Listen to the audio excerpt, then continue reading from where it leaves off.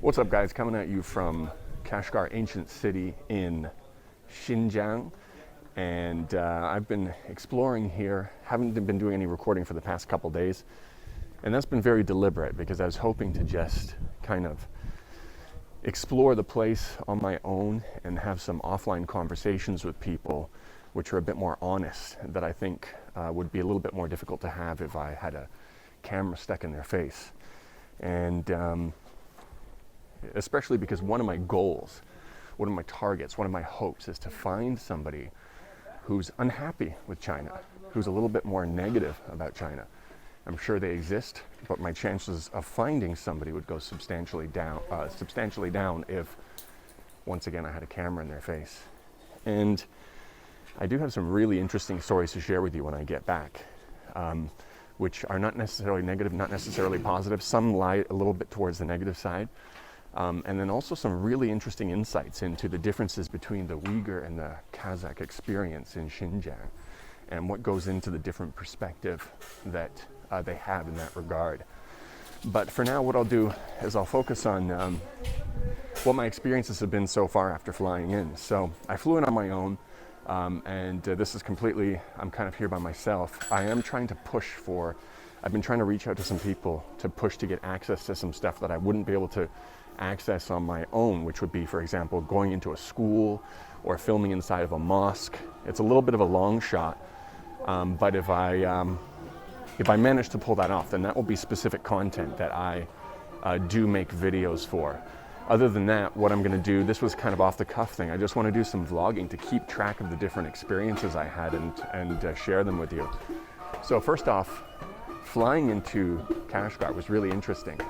As we're flying into the airport, we have, they told us all to close the curtains close the window shutters on the planes. And they said that because Kashgar is a military airport, so for confidentiality reasons, it has to be closed. So everybody had to close it. And everybody did, but some people were still peeking out of the side. I thought they'd get in big trouble for that, but they didn't. They just came around and reminded them again, because even as we were taxiing, they said, keep the windows closed. It was kind of interesting because in Lhasa, it's also a, hold on a second, my shoelace is untied. Okay, there we go. So yeah, in Lhasa, when you fly in, you also see a ton of military vehicles and planes and stuff like that, but they don't ask you to do the same thing there. But they did here. So that was quite interesting. Walking around here, one thing I noticed was that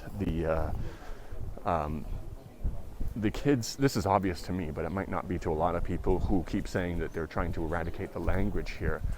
But all the kids who are playing outside, you know, they were in their school uniforms yesterday. They came home from school, and when they're playing with each other in the streets, they're all speaking their local Uyghur dialect.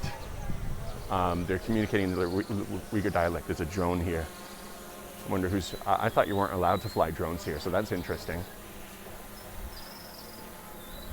I wonder who that belongs to. Check this out.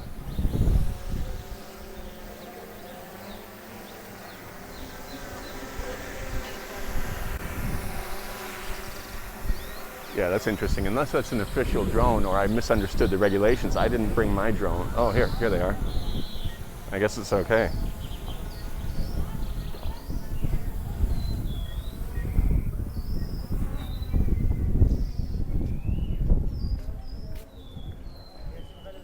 Yeah, they're local Uyghurs flying the drones, so I guess maybe I got the regulations wrong. Maybe it's just there's a lot of restricted areas. But anyways, so yeah, the kids in the streets, they were all pretty much speaking Uyghur. There was only one, it looked like brother and sister, who weren't, and it sounded like they were just kind of messing around with each other, because the boy was saying Didi da Didi da Didi, and then the sister was saying nine nine da nine nine da nine nine. So that means brother, or grandma's grandma. So they just seemed like they were kind of playing around, and so yeah. Other than that, everybody was speaking Uyghur. I mean, you hear it everywhere in the streets. You see it in all the signs, on all the menus and everything like that. Again, that's not very surprising to me, but I thought it's worth mentioning because a lot of people are convinced that they're trying to eradicate the language. There's obviously no sign of that. Then I went to have dinner quite late, around like 9:30. It was still bright here, and I found it's called a Tasty Food Center or something like that. So I grabbed a beer and bought some barbecue from a local guy there, and I started talking to him. And it's really interesting. It was, I started kind of just small talk with him, casual talk. And then I noticed his knife, and I wanted to bring that up as a topic, because his knife had a chain on it. Now the chain wasn't affixed to anything else, it was just hanging off of it. And I know that there was a regulation that all knives after the terrorist attacks had to be chained down. And so I asked him about it. I said, that's a policy, isn't it, that you need chains on all your knives? And he said, yeah. And then he walked over to me closer. And he said, because of the terrorist attacks. And he just explained the situation a little bit. Then after that, I said, well, it seems to have relaxed quite a lot since then, because you don't have to attach it to anything anymore. Like, it's not affixed to anything. He said, yeah, it's much more relaxed than before. Obviously still quite intense, but you do see signs of relaxing up a bit. But one interesting thing is when I asked him, I said, do you still have to register your knives? And he kind of was like, he didn't want to engage in that topic. He didn't want to answer that question. And so that was a bit weird. I guess there's a few different ways I could interpret that. One is that he's afraid that I would misinterpret the policy and what it's for, or it's easy to take out of context. Two, maybe he was just told, maybe people were told, don't talk to foreigners about this. That's a possibility as well. Or maybe he's supposed to register them and his one isn't registered. I don't know. But that was kind of a no-go zone. Then he showed me some pictures of his land. He said he's got 30 acres, well, 30 mu, which is like 30 Chinese acres. Not really acres, it's a measure of land. It doesn't exactly match up with acres. But nonetheless, it's a decent size piece of land, especially for being just 15 kilometers out of the city. And in the video he showed me, it looked like he had dates, and then he said in the back he has cotton. And I said, oh, that's interesting. So that's your own cotton farm? And he said, yeah. I said, do you pick it yourself? He said, no. I said, what do you do? You hire people? He says, yeah, hire local people. I asked, how much do you pay them? He said 1.5 renminbi per kilogram. And I asked, how many kilograms can they harvest in 1 hour? And he said 10. So 15 renminbi an hour basically they can make, which is it's not a lot of money, but obviously he's found people that are willing to work and do that. Then I asked him about the America situation. I said, do you know what America's trying to do with cotton in Xinjiang? And he said, yeah. And he was like really kind of seemed quite upset about it and annoyed. And then that's when I felt a little bit more comfortable to share my video, or at least let him know that it was my video that went viral, that Hua Chunying had shared regarding the Xinjiang topic. So when I showed it to him, I first of all showed the clip where Hua Chunying, the China spokesperson, started talking first. And as soon as he saw her picture, her video, he's like, oh, she's amazing, I like her. And then when I saw the video, he said, yeah, I know this video. I said, that's me. He said, oh, really? That's you? He says, oh, that's really cool. So that was really interesting. And then we started, getting into family talk and stuff like that. He was asking me how many kids I have. I said 4 boys, and he said, oh, that's so good. I said, no, we really wanted a girl. And he said, no, boys can help. Boys can help a lot. Girls can't. Girls, they can't really help anything, and they just ba. So please excuse him. He is just, maybe old-fashioned views, but whatever. And I asked him about him, and unfortunately, he had a 9-year-old son, but died from a medical condition, and he said he would have been 9 years old this year, which is the same age as my eldest. So that was really sad to hear. He came from a family of six kids, I think it was. And I said, before it was quite common for people here to have 6, 10, 11, 12 kids, right? I said, just similar to Tibet. And he said, yeah. And I said, now what is it more like? He says 2 or 3. And I said, what's the reason for that? And his Mandarin isn't that great, so I was trying to pick up on what he was saying. But it seemed like when he was talking about his land and stuff like that, it seemed like what he was trying to say was that, you know, life was more difficult before, and you needed, you know, more kids to help out. I think that probably goes back to the idea that having boys who can kind of work on the farm and stuff like that, it probably ties into that same kind of mindset. So those were really my interactions so far.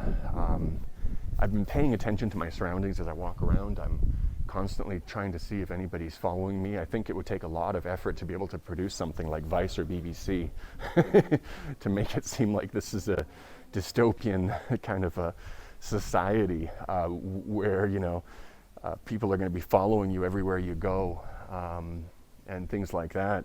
It was just surprisingly ordinary, you know, young Uyghurs driving around in their Toyotas and doing normal things. Again, not very surprising for me, but of course a lot of police presence. To be honest, a little bit less than I had expected coming in, especially considering there's a standard here that if there's a fight that breaks out, whether it's a bar fight or whatever, or somebody calls the police, the response time must be 60 seconds or less. The police must arrive in 60 seconds or less. Some of the local Uyghurs are also telling me, saying that now, completely safe. You don't even need to, not only don't you need to lock your door at home anymore, you can leave your door open. If you lose your phone, it'll be found in 5 minutes. You know, all of this kind of stuff. So, I mean, that obviously comes with a high level of surveillance and what some people would perceive as a loss of freedom in other areas.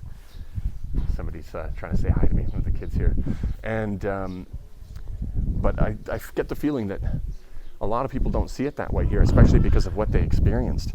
What I'm hoping to do, one of the reasons I want to visit the mosque here, is because the current imam is the son of the previous imam that was kind of sliced to death, like all completely slashed up. And there's video footage of it that was aired on one of CGTN's documentaries. That was his father. So I would imagine that he might feel silly at somebody using a foreigner's perspective on what is an appropriate amount of freedoms to give up to ensure safety in the context of an environment that's faced with that kind of terrorism.